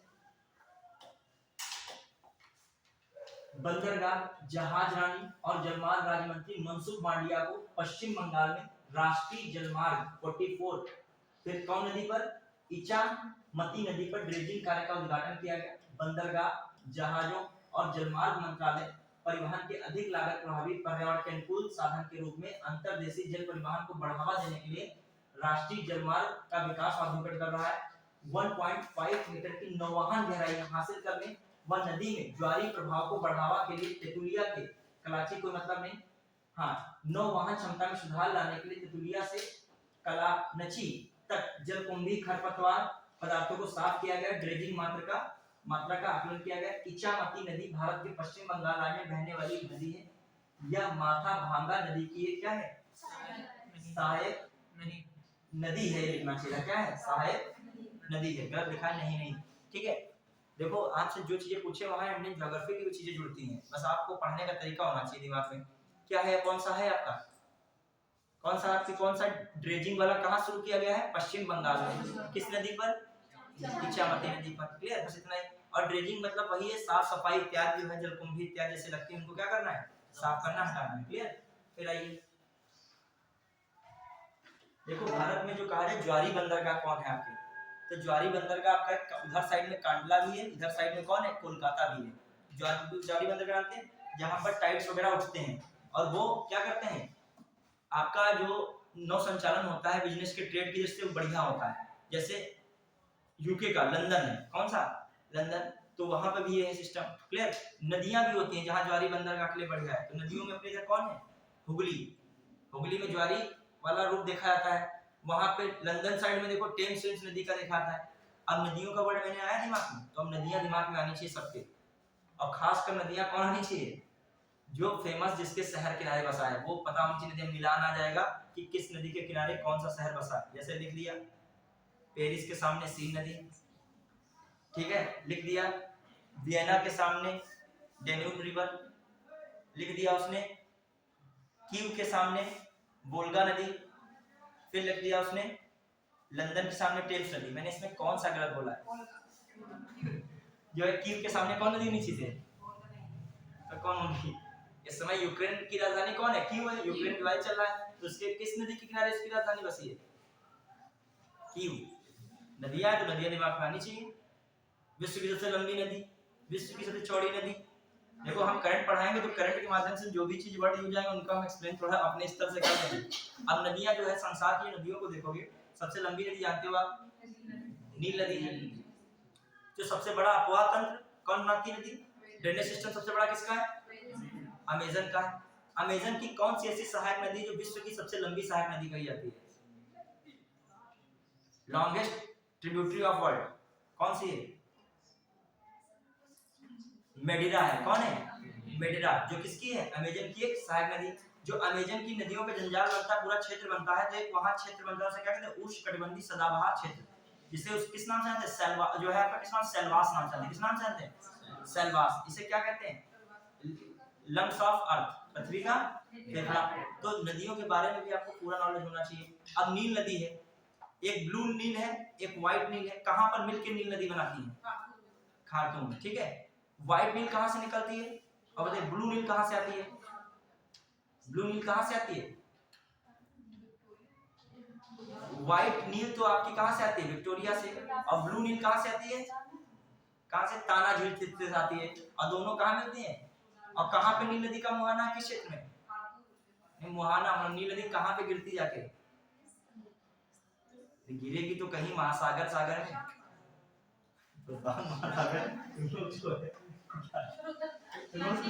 बट अगर भी तो पढ़े तो हो गई कि नहीं? देखो कोई बात नहीं। ये आपका जो है उत्तरी अमेरिका है, ये सेंट्रल अमेरिका पड़ता है। सेंट्रल अमेरिका बाद कौन आ रहा है आपका? दक्षिणी अमेरिका आता है।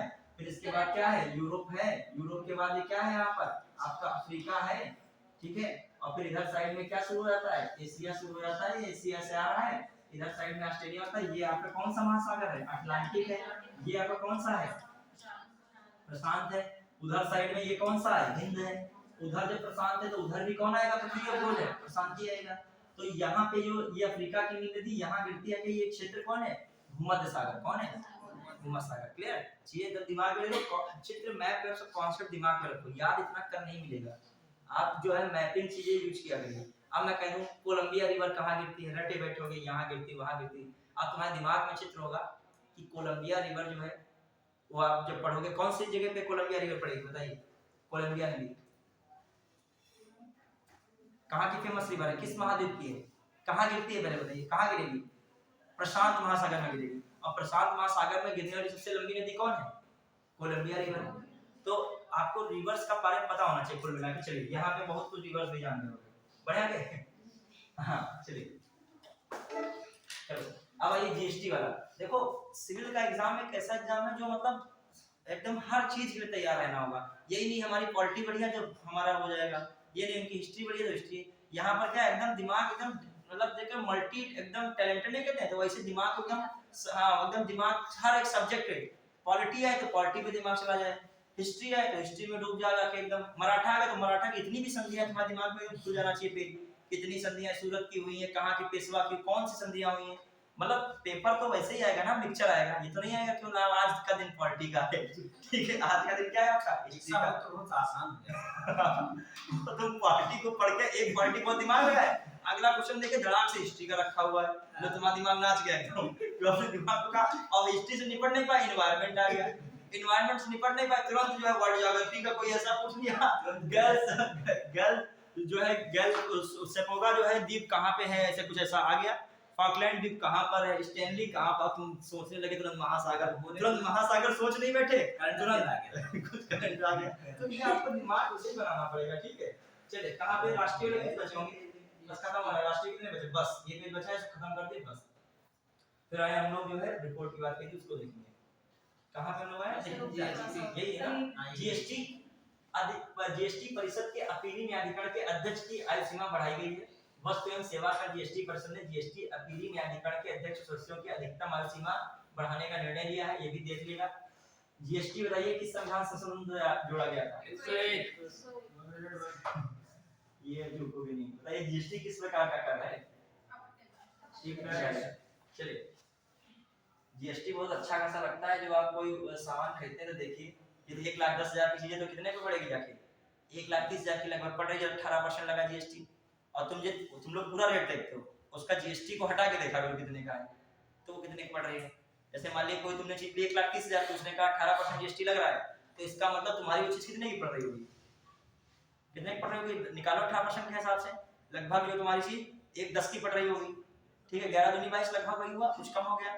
ठीक है, अब आइए जब जीएसटी पड़ा उसमें भी देखिएगा लिखा होगा उस पे चार्ट पे जो बिल होगा, आईजीएसटी लिखा होगा और क्या लिखा होगा, एसजीएसटी। आईजीएसटी नहीं लिखा, आपको खासकर सीजीएसटी लिखा होगा और एसजीएसटी लिखा होगा। आई होता है लेकिन ज्यादातर देता वही है, एसजीएसटी और सीजीएसटी। वो भी 18% उधर कटा होगा, 9,000 कुछ रुपया, 9,000 इधर कटा होगा, दोनों कितना जुड़ के बन गया होगा 18। क्लियर। अब आइए ये जो आपका होगा जीएसटी में देखिए कितनी है, इसमें बढ़ाइए फटाक से देखिए सर जीएसटी पे हैं नीचे नीचे कॉर्पोरेट क्या है इसमें, निर्मला सीतारमण जी। देखिए मंत्री कौन, निर्मला सीतारमण 7 अक्टूबर 20% की बैठक के बाद। अच्छा, इसकी अध्यक्षता कौन करता है, वित्त मंत्री करते हैं जीएसटी पर। ठीक है, जीएसटी अपील न्यायाधिकरण नियम 2023 के तहत अध्यक्ष और सदस्यों की नियुक्ति, उन्हें हटाने, उनके वेतन भत्ते, पेंशन, भविष्य निधि, ग्रेजुटी और अवकाश के नियमों में परिभाषित किया गया। अध्यक्ष का कार्यकाल देख लीजिए, जीएसटी परिषद के अध्यक्ष का कार्यकाल क्या बता रहे हैं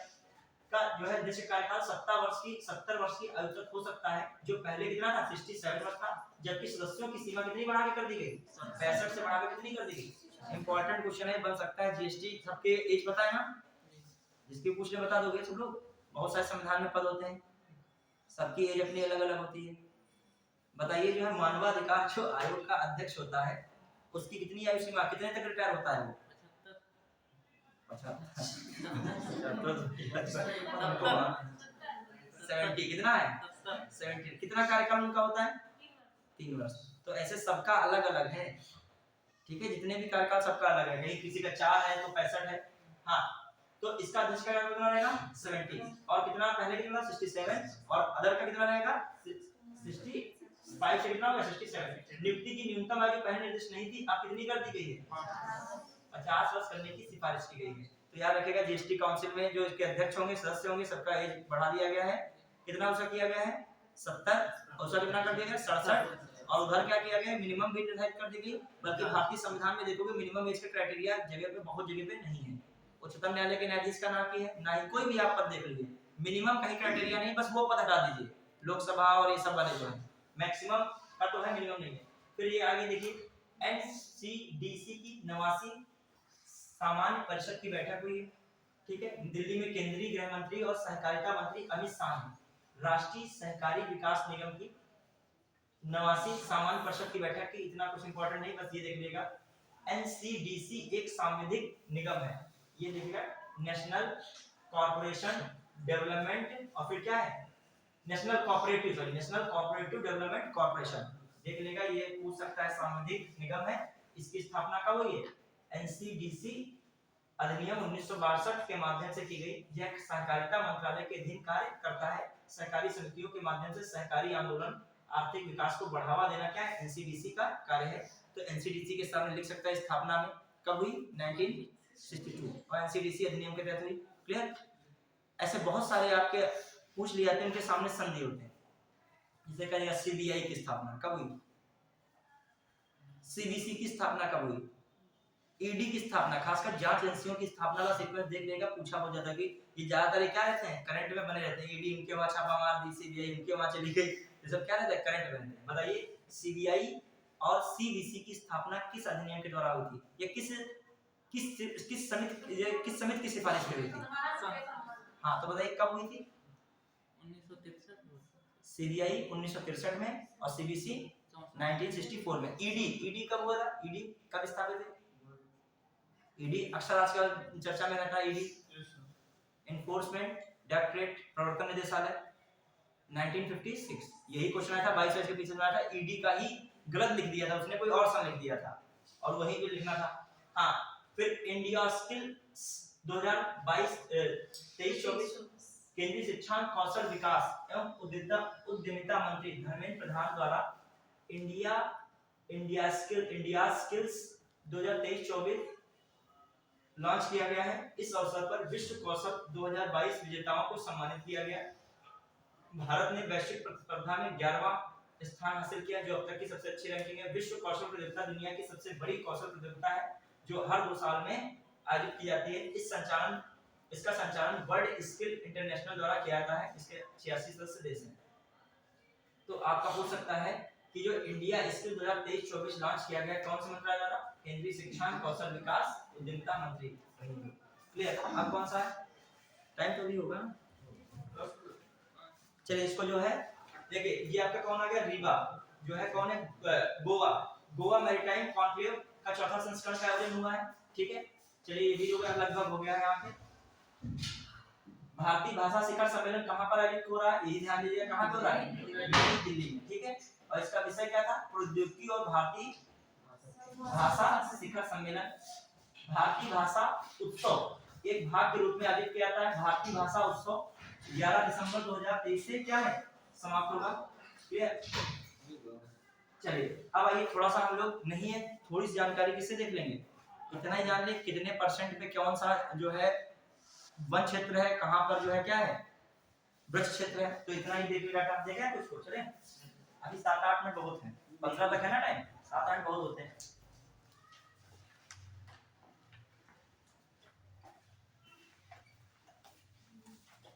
पूछ नहीं पाए तुम लोगों से, बैक करते हुए टाइम भी कम रह गया, बच गए तुम लोग।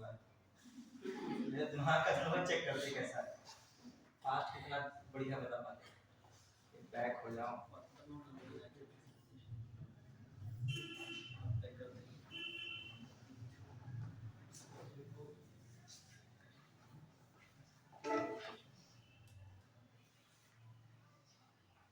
अभी मैंने ओपन किया था 2 जनवरी ना, 2 जनवरी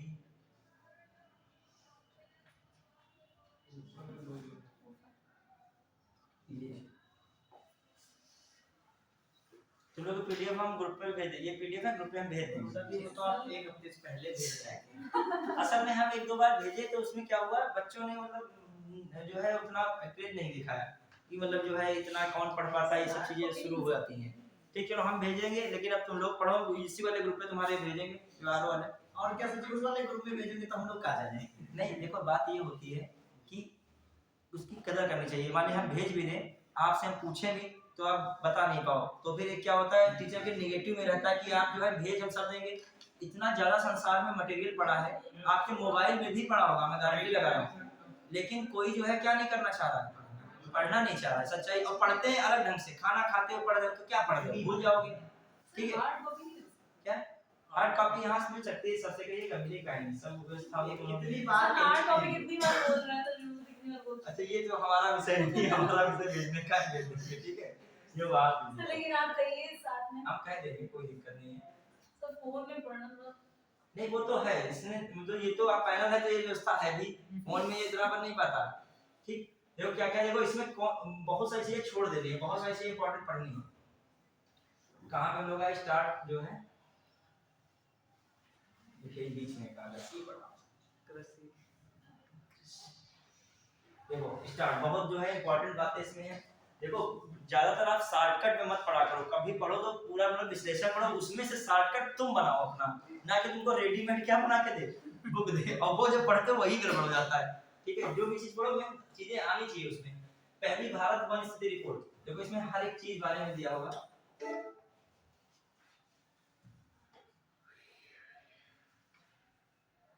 नीचे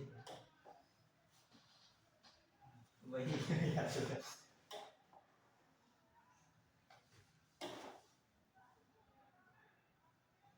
कौन जो है कलर उस पे साइड पर हां इस पे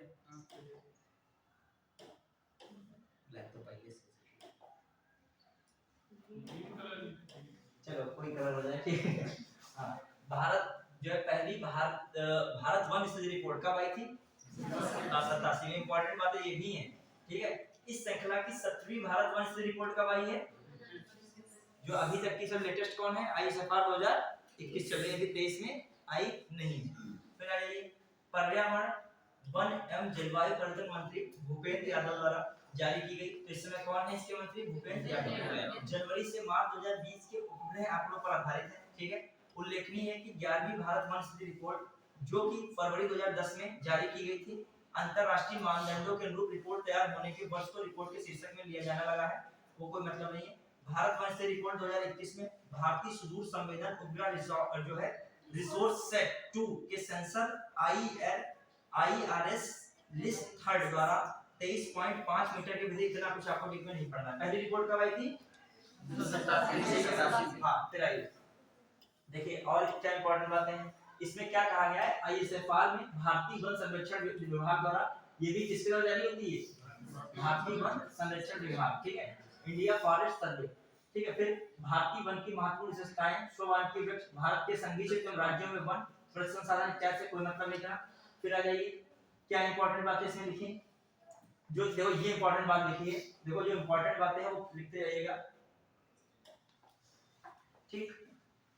क्या है जो फर्स्ट बात उन्होंने लिखी, कितना जो है भारत में देश में कुल वनावरण कितना है, जो देश के कुल भौगोलिक क्षेत्रफल में कितना है 21.71% है। इस रिपोर्ट के अनुसार देश में कुल वनावरण और वृक्षावरण जो कि देश के कुल भौगोलिक क्षेत्रफल का कितना है 24.62%। ये डाटा बहुत इंपॉर्टेंट है। जो tree cover and forest cover total कितना है 24.62, ठीक है। चलिए फिर आइए, डाटा बहुत पूछे जाते हैं, ध्यान रखिएगा इन चीजों में, डाटा ही मेन है। अब देखिए देखो इसमें जो है ऊपर चीजें इतनी इंपॉर्टेंट नहीं है, ट्री लाइन बाद में पढ़िएगा। इंपॉर्टेंट कहां से आपका देखिए ISFR 2000 की तुलना में ISFR 2261 किलोमीटर, देखो ये चीजें पूछी जाती है जो मतलब मेन है, उनको आप नहीं डाल सकते। ये कितना वृद्धि हुई है 2261 वर्ग किलोमीटर की, और पॉइंट में देखा कितने परसेंट की हुई है 0.22% की। किसमें आपकी वनावरण में और वृक्षावरण में कितनी हुई है 0.76, और जो दोनों को जोड़ने तो कितना बन जाएगा 0.98%। कितने वृद्धि हुई है? तो क्वेश्चन है ट्री एंड, देखो 76 में जोड़ोगे कितना बनेगा 98। तो कहने का मतलब जो है पूरा कितना बढ़ा है ट्री एंड फॉरेस्ट कवर 0.98%, और जो वो अलग अलग देखा जाए फॉरेस्ट कवर कितना बढ़ा 0.22, और ये भी डिजिट याद रखिएगा 1540, और ये कितना बढ़ा है ट्री कवर 721, तो कितना है 0.76। आइए पूछूंगा बाद में पॉइंट। अब आइए 2021 में देश में कुल वृक्षावरण याद रखो, तो याद रखो कोई मतलब नहीं, जो देश के कुल भौगोलिक क्षेत्र में कितने हैं 2.91% है। अब आप बताओगे मुझे थोड़ा सा कि जो कुल वन एवं वृक्षावरण कितना है, दोनों ट्री एंड फॉरेस्ट का कितना है 24.62%। मैं कह रहा हूं ट्री एंड फॉरेस्ट कवर दोनों क्लियर। अलग अलग करो तो फॉरेस्ट कवर कितना है 21.71%, और ये कितना है 2.91%। ये डाटा कुछ बहुत इंपॉर्टेंट है, ये इस रिपोर्ट की यही चीजें बहुत इंपॉर्टेंट फंसा देती है वहां पे, दिमाग तुम्हारा 0.6 वगैरह चलने लगेगा। अब वो कह रहा है फॉरेस्ट कवर, तुम तब भी ये टिक लगा दे रहे हो, वो केवल क्या कह रहा है फॉरेस्ट कवर बताओ, तो फॉरेस्ट कवर कितना है 21.71%। जो कहा जाए कि इसमें बच्चों ट्री में कितनी वृद्धि हुई है 0.22% की, मतलब कितना हुआ 1540 वर्ग किलोमीटर की वृद्धि हुई है। और बच्चे बताइए फॉरेस्ट कवर में कितनी, अच्छा फॉरेस्ट कवर में ये वृद्धि थी, फॉरेस्ट कवर में कितनी की वृद्धि हुई थी 0.22%। ट्री कवर में कितनी की वृद्धि हुई थी 0.76, 721 वर्ग किलोमीटर की। और जो पूछा है पूरी वृद्धि कितनी हुई है 2261 वर्ग किलोमीटर, ये परसेंटेज में कितनी हुई है 0.9। देखो पढ़ता वो भी इस तरीके से, तुम भी पढ़ रहे हो रिपोर्ट, तो वो पढ़ रहे हैं वो भी और तुम भी पढ़ रहे हो, लेकिन तुमने वहां से जो मेन चीजें पूछे थे उनको क्या करना शुरू किया, लिखना, उनको रिकॉल करना बार बार शुरू किया। अब वो पढ़ के पूरा गए, तुम भी वो भी, वो वहां पे क्या हो कंफ्यूज हो गए, अभी आपने क्या किया बार बार उनको रिपीट किए मेन चीजें। अब आइए कुछ और चीजें इंपॉर्टेंट हो गया टाइम क्या, ये कहने तो लोग बहुत आनंद आता है ऐसे ठीक है, तुम लोग पढ़े बहुत जबरदस्त तरीके से, थोड़ी बहुत नींद भी ले ली होगी एक आध लोगों ने, ठीक है। चलिए वो खाने के बाद का टाइम ही ऐसा होता है, हमारे खुद नींद आ, लेकिन हम पढ़ा रहे हैं ना तो नींद आ नहीं सकती है, ठीक है। चलिए अब देखो ये सब हमें डाटा भेज दूंगा, एक बार आप लोग घर से देखेगा, बहुत इंपॉर्टेंट देखिए ये सब लिखा है इसमें, सर्वाधिक वन आवरण वाले 5 जिले, सर्वाधिक सब मैंग्रोव पूरा लिखा है। इसको मैं निश्चित शाम को मतलब जो है टेंशन फ्री रहेगा भेज दूंगा, सर शाम के टाइम तक रात शाम को नहीं से आप डेढ़ हम भेज देंगे, ठीक है, ठीक है, रात के भेज दूंगा, ठीक है, आप भेज सकते हैं, ठीक है।